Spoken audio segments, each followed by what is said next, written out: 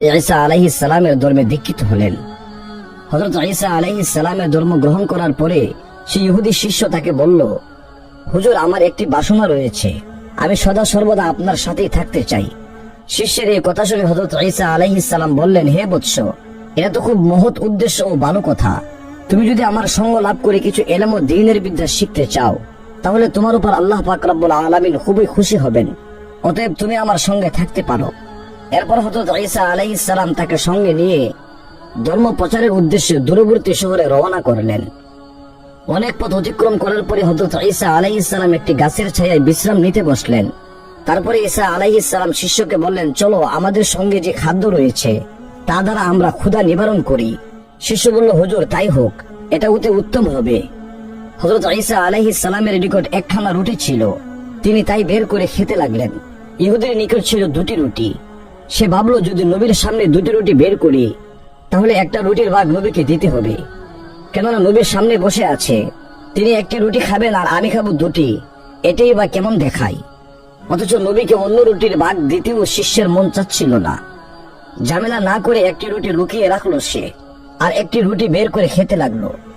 শিষ্যের নিকট যে 2খানা রুটি ছিল, হযরত ঈসা আলাইহিস সালাম তা জানতেন, তাই তিনি তার শিষ্যকে বললেন, তোমার আরেকটা রুটি কোথায়? ইহুদি শিষ্য বলতে লাগলো, হুজুর, আর কোথায় পাবো, আমার নিকট তো শুধুমাত্র একটি রুটি ছিল। শিষ্যের এই কথা শুনে হযরত ঈসা আলাইহিস সালাতু ওয়াস সালাম আর কোনো কথা বললেন না। খাওয়া দাওয়া শেষ করে তিনি সামনে চলতে লাগলেন। একদিন এক রাত পথ চলার পরে তারা অত্যন্ত ক্ষুধার্ত হয়ে পড়লেন। এরপর তাদের সাথে সাক্ষাৎ হলো একজন মেষপালকের। হযরত ঈসা আলাইহিস সালাম ওই মেষপালককে দেখে বলতে লাগলো, হে আল্লাহর বান্দা, আমি আল্লাহর নবী হযরত ঈসা আলাইহিস সালাম। আমি অনেক সফর করে ক্লান্ত ও ক্ষুধার্ত হয়ে পড়েছি। তুমি যদি মেহেরবানি করে তোমার মেষগুলোর মধ্য থেকে একটি মেষ আমাদেরকে খাবারের জন্য দান করতে, তাহলে দুনিয়া ও আখিরাতে তোমার অনেক কল্যাণ হতো। হযরত ঈসা আলাইহিস সালামের এই কথা শুনে মেষপালক আশ্চর্য হয়ে বলতে লাগলো, হুজুর, বহুদিন যাবৎ আপনার নাম শুনেছি, আজকে সচক্ষে আপনাকে দেখে ধন্য হলাম। আপনি আমার মেষপাল থেকে আপনার পছন্দ মতো একটি মেষ জবে করে তা রান্না করে খেতে পারেন। এরপর হযরত ঈসা আলাইহিস সালাম তাই করলেন। তারপর শিষ্য ও মেষপালককে নিয়ে তিনি আহার করতে বসলেন। আর আহার করা শেষ হলে মেষের চামড়া ও হাড় একত্র করে তার হাতে থাকা লাঠি দ্বারা সেই মেষের চামড়া ও হাড়গুলির উপর স্পর্শ করে তিনি বললেন, কুম বিইজনিল্লাহ, হে মেষ, তুমি আল্লাহর আদেশে দাঁড়িয়ে যাও। আল্লাহর কুদরত, সঙ্গে সঙ্গে মেষ জীবিত হয়ে গেল। হযরত ঈসা আলাইহিস সালামের সঙ্গে থাকা ইহুদি শিষ্যটিও এই অলৌকিক ঘটনাটি দেখতে পেল। এরপর আল্লাহর নবী হযরত ঈসা আলাইহিস সালাম তাকে জিজ্ঞেস করলেন, হে আল্লাহর বান্দা, যে আল্লাহর কৃপায় বক্ষণ করা মেষটি জীবিত হয়ে গেল, তার শপথ করে বলো তো, তোমার আরেকখানা রুটি কোথায় লুকিয়ে রেখেছ?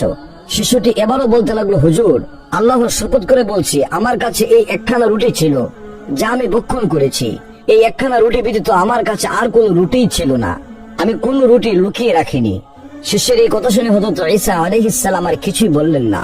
তার সাথে তিনি আবার পথ চলতে শুরু করলেন। পথ চলতে চলতে এক কুষ্ঠ রোগীর সাথে তার দেখা হলো। তখন সেই কুষ্ঠরোগী আল্লাহর নবী হযরত ঈসা আলাইহিস সালামকে বললেন, হে আল্লাহর নবী, আজ দীর্ঘদিন যাবৎ আমি আক্রান্ত হয়ে পড়েছি। আপনার নাম শুনেছি এবং আপনার সম্পর্কে আমি এটাও জানি যে আপনি আল্লাহর মেহেরবানিতে কুষ্ঠী রোগীদেরকে সুস্থ করে তোলেন। আপনি যদি দয়া ও মেহেরবানি করে আমার জন্য আল্লাহ পাক রব্বুল আলামিনের কাছে দোয়া করতেন, তাহলে হয়তো আল্লাহ রব্বুল আলামিন আপনার দোয়ার বরকতে আমার কুষ্ঠরোগ সুস্থ করে দিতেন। কুষ্ঠরোগীর এই আরজি শুনে হযরত ঈসা আলাইহিস সালাম তার হাতের লাঠি দ্বারা তার শরীরে স্পর্শ করলেন।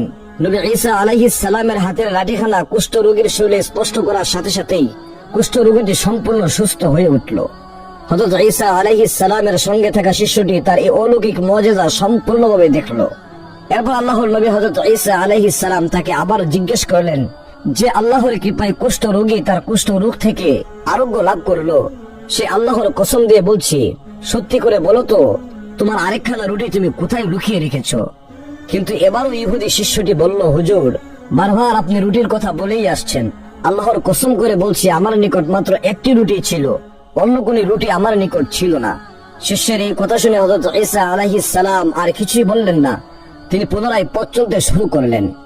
প্রতিমধ্যে একজন জন্ম অন্ধ লোক হযরত ঈসা আলাইহিস সালামকে সালাম দিয়ে বলল, হুজুর, আমি আপনার নাম শুনেছি, আমি আপনার ব্যাপারে অনেক কিছুই জেনেছি। আপনি নাকি জন্ম অন্ধ রোগীদেরকেও সুস্থ করে তুলতে পারেন। যদি আপনি আমার ব্যাপারে আল্লাহ রাব্বুল আলামিনের দরবারে দোয়া করতেন, তাহলে হয়তো আপনার দোয়ার বরকতে আল্লাহ রাব্বুল আলামিন আমাকেও সুস্থ করে তুলতেন। অন্ধ ব্যক্তির এই আরজি শুনে হযরত ঈসা আলাইহিস সালাম তার হাতের লাঠিখানা সে অন্ধ ব্যক্তির চোখে স্পর্শ করলেন, আর সঙ্গে সঙ্গে সেই ব্যক্তি দৃষ্টিশক্তি ফিরে পেল। হযরত ঈসা আলাইহিস সালাম এবারও তার শিষ্যকে জিজ্ঞেস করলেন যে আল্লাহর দয়ায় অন্ধ লোকটি দৃষ্টিশক্তি ফিরে পেল, তার শপথ করে তোমাকে বলছি, বলো তো তোমার অপর রুটিখানা তুমি কোথায় লুকিয়ে রেখেছ? ইহুদি শিষ্য আবার বলল, আল্লাহর কসম করে বলছে, আমার নিকট মাত্র একখানা রুটি ছিল, অপর কোন রুটি আমার নিকট ছিলই না। আল্লাহর নবী হযরত ঈসা আলাইহিস সালাম এবারও কিছুই বললেন না। কিছুদূর এগিয়ে গিয়ে হযরত ঈসা আলাইহিস সালাম প্রতিমধ্যে একটি মৃতদেহ দেখতে পেলেন। আল্লাহর নবী হযরত ঈসা আলাইহিস সালাম সেই মৃত লাশের গায়ে তার লাঠিখানা বুলিয়ে স্পর্শ করে বললেন, কুম বিইজনিল্লাহ, তুমি আল্লাহর হুকুমে দাঁড়িয়ে যাও। সঙ্গে সঙ্গে মৃত লোকটি জীবিত হয়ে উঠল। এবার হযরত ঈসা আলাইহিস সালাম তার শিষ্যকে বললেন যে আল্লাহর কৃপায় এই মৃত লোকটি জীবিত হলো, তার শপথ করে তোমাকে আমি বলছি, সত্যি করে বলো তো তোমার অপর রুটিখানা তুমি কোথায় লুকিয়ে রেখেছ? ইহুদি লোকটি এবারও উত্তর দিল, হুজুর, আমার নিকট একখানাই রুটি ছিল, আমার কাছে অপর কোনো রুটি ছিলই না। হযরত ঈসা আলাইহিস সালাম এবারও কোনো কথা না বলে আবারও পথ চলতে শুরু করলেন। কিছু দূর ভ্রমণের পরে তারা দেখতে পেলেন প্রতিমধ্যে 3খানা স্বর্ণের ইট পড়ে আছে। শিষ্যটি নবী করিম সাল্লাল্লাহু আলাইহি ওয়াসাল্লামকে বলল, হুজুর, অনুমতি দিলে ইটগুলি আমি নিয়ে নিতাম। আল্লাহর নবী হযরত ঈসা আলাইহিস সালাম বললেন, আমাদের এসবের দরকার নেই। তুমি কি জানো এই ইটগুলি লোভে পড়ে কত লোক প্রাণ হারিয়েছে? অতএব সাবধান, এই ইটগুলি গ্রহণ করার চেষ্টা করো না, তাহলে তুমিও বিপদগ্রস্ত হয়ে পড়বে। এই কথা বলে হযরত ঈসা আলাইহিস সালাম আবারও পথ চলতে শুরু করলেন। কিছুদূর এগিয়ে গিয়ে তিনি একটি গাছের নিচে বসলেন। দীর্ঘ সময় সফরের কারণে আল্লাহর নবী হযরত ঈসা আলাইহিস সালাম অনেক ক্লান্ত হয়ে পড়েছিলেন, তাই তিনি সেখানে ঘুমিয়ে পড়লেন। তার সঙ্গে থাকা ইহুদি শিষ্যটি কিন্তু ঘুমালো না। সেখানে বসে ইহুদি শিষ্যটি চিন্তা করতে লাগলো, আল্লাহর নবী হযরত ঈসা আলাইহিস সালামের এই লাঠিতে অনেক কেরামতি রয়েছে। আমি যদি এই লাঠিখানা চুরি করে নিয়ে যেতে পারি, তাহলে আমি এই লাঠি দ্বারা অনেক কিছুই করতে পারবো। এই চিন্তা করে লোভী ইহুদি শিষ্যটি আল্লাহর নবী হযরত ঈসা আলাইহি ওয়াসাল্লামের সেই লাঠিখানা চুরি করে সেখান থেকে পালিয়ে গেল। এরপর লোকালয়ে গিয়ে সে জানতে পারলো যে দেশের বাদশা কঠিন একটি রোগে আক্রান্ত হয়েছে, কোনো হাকিম ডাক্তারের চিকিৎসা দ্বারা আরোগ্য হচ্ছে না। এ সংবাদ জানার পর শিষ্যটি বাদশার দরবারে উপস্থিত হয়ে বলতে লাগলো, আমি বাদশাকে রোগমুক্ত করে দিব, কিন্তু তার বিনিময়ে আমাকে 5000 স্বর্ণ মুদ্রা দিতে হবে। তখন বাদশার লোকেরা তার প্রস্তাবে রাজি হয়ে বলল, তুমি যদি এই বাদশাকে এই রোগ থেকে মুক্তি দিতে পারো, আমরা তোমাকে 5000 স্বর্ণ মুদ্রা নয়, বরং এর চাইতে বড় পুরস্কার দান করব। ইহুদি শিষ্যটি তখন হযরত ঈসা আলাইহিস সালামের লাঠিখানা বাদশার গায়ে স্পর্শ করলো, কিন্তু হিতে বিপরীত হয়ে গেল। সঙ্গে সঙ্গে বাদশার মৃত্যু হয়ে গেল। তারপর বাদশার লোকেরা তখন ক্রুদ্ধ হয়ে বলল, তুই তো আমাদের বাদশাকে আরোগ্য লাভ করিয়ে দিতে চেয়েছিস, কিন্তু তা না করে তুই তো তার জীবন সংহার করে দিলি। এর জন্য তোকে কঠিন শাস্তির সম্মুখীন হতে হবে, আমরা তোকে ফাঁসির কাস্টে ঝুলিয়ে দিব। ইহুদি শিষ্যটি কিছুই বুঝতে পারলো না, সে কিংকর্তব্য বিমূঢ় হয়ে গেল। বাদশার লোকেরা হযরত ঈসা আলাইহিস সালামের সেই শিষ্যটিকে ফাঁসিতে ঝোলানোর জন্য ফাঁসির কাস্টে নিয়ে আসলো। এমন সময় আল্লাহর নবী হযরত ঈসা আলাইহিস সালাম সেখানে এসে পৌঁছালেন এবং তিনি বাদশার লোকদেরকে বললেন, তোমাদের বাদশাকে আমি জীবিত করে দিতে পারি, কিন্তু অপরাধী লোকটিকে ছেড়ে দিতে হবে। বাদশার লোকেরা বলল, ইতিপূর্বে এই লোকটি আমাদের বাদশাকে সুস্থ করে দিতে চেয়েছিল, কিন্তু সে তা না করে আমাদের বাদশাকে মৃত্যুর দুয়ারে ঠেলে দিয়েছে। এখন আবার তুমি এসেছো, বলছো আমাদের বাদশাকে তুমি জীবিত করে তুলবে। তুমি যদি সত্যি আমাদের বাদশাকে জীবিত করে দিতে পারো, তাহলে আমরা এই লোকটিকে ছেড়ে দিব। এরপর হযরত ঈসা আলাইহিস সালাম সেই লাঠিখানা তার হাতে নিয়ে সেই লাঠি দ্বারা তার শরীরে স্পর্শ করলেন এবং তিনি বললেন, কুম বিইজনিল্লাহ, হে আল্লাহর বান্দা, তুমি আল্লাহর হুকুমে জীবিত হয়ে উঠো। সঙ্গে সঙ্গে বাদশা জীবিত হয়ে উঠলেন। তারপর বাদশার লোকেরা ঈসা আলাইহিস সালামের শিষ্যকে ছেড়ে দিল। হযরত ঈসা আলাইহিস সালাম তার শিষ্যটিকে নিয়ে আবার রওনা হলেন। প্রতিমধ্যে তিনি জিজ্ঞেস করলেন যে আল্লাহর অসীম কৃপায় তুমি ফাঁসির কাষ্ট থেকে রক্ষা পেয়েছো। আল্লাহর কসম করে বলছি, সত্যি করে বলো তো তোমার আরেকখানা রুটি তুমি কোথায় লুকিয়ে রেখেছো? পাপিষ্ঠ ইহুদি লোকটি তখনও বলল, আরেকখানা রুটি আমি কোথায় পাবো? আমার নিকট তো কেবল একটি মাত্র রুটি ছিল। সে কথা শুনে হযরত ঈসা আলাইহিস সালাম আর কিছুই বললেন না। তিনি আবার পথ চলতে শুরু করলেন। পথ চলতে চলতে যে স্থানে স্বর্ণের 3খানা ইট ছিল, সেখানে আবার পুনরায় এসে তারা পৌঁছালেন। তারা দেখতে পেলেন ইট 3খানা সেখানেই পড়ে রয়েছে, কিন্তু পাশে 4টি লোকের মৃতদেহ পড়ে রয়েছে। হযরত ঈসা আলাইহিস সালাম তার হাতের লাঠি দ্বারা মৃত লোকগুলির গায়ে স্পর্শ করলেন এবং বললেন, কুম বিইজনিল্লাহ, হে আল্লাহর বান্দাগণ, আল্লাহর হুকুমে তোমরা জীবিত হয়ে যাও। এবং তার সাথে সাথে লোকগুলো জীবিত হয়ে উঠল।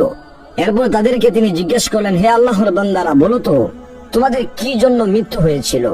তাদের মধ্য থেকে একজন বলতে লাগলো, 3খানা ইট আমরা 4 জনে ভাগ করে নেওয়ার জন্য সিদ্ধান্ত নিয়েছিলাম। তারপর একজনকে কিছু খাদ্য কিনে আনার জন্য বাজারে পাঠিয়েছিলাম।